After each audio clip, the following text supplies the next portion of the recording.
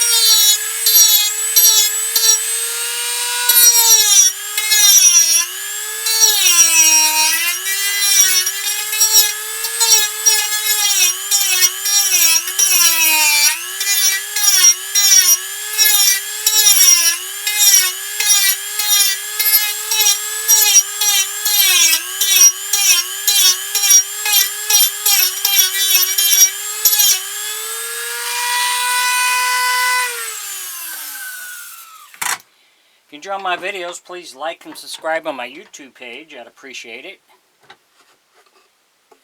Okay, you see we're getting some depth in that. We're getting it rounded down. Now we're going to go do the same on the other side. Then we'll be back with the next step. Thanks for watching.